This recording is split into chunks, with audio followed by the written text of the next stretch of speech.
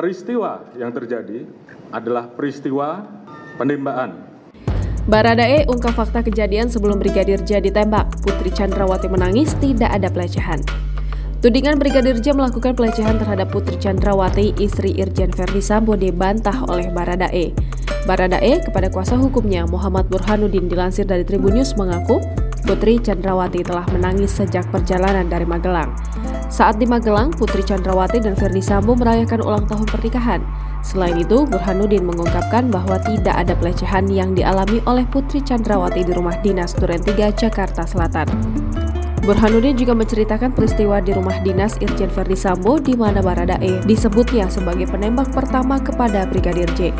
Brigadir J tidak dianiaya terlebih dahulu sebelum ditembak. Diberitakan Tribun News sebelumnya, Putri Chandrawati melaporkan Brigadir J atas adanya dugaan pelecehan ke Polres Jakarta Selatan. Hal ini disampaikan oleh Kapolres Jakarta Selatan nonaktif Kombes Pol Budi Herdi Susianto pada 12 Juli 2022. Kuasa hukum keluarga Brigadir J, Kamarudin Simanjuntak, membeberkan fakta berbeda. Brigadir J katanya sempat dibawa ke Paminal Mabes Polri sebelum masuk ke rumah dinas Duren 3. Informasi ini diperolehnya dari seseorang yang tidak disebutkan namanya oleh Kamarudin.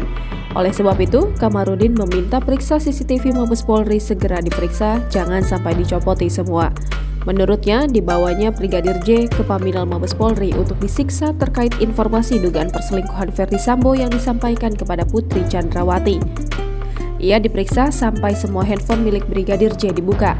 Itu makanya handphone Brigadir J sejak pukul 16.25 waktu Indonesia Barat sejak itu sudah dimatikan semua. Yang bisa mencoreng nama baik institusi. Untuk itu saya perintahkan lakukan semua ini secara objektif sehingga kita bisa melakukan penegakan secara tegas dan keras sampai dengan pemecatan.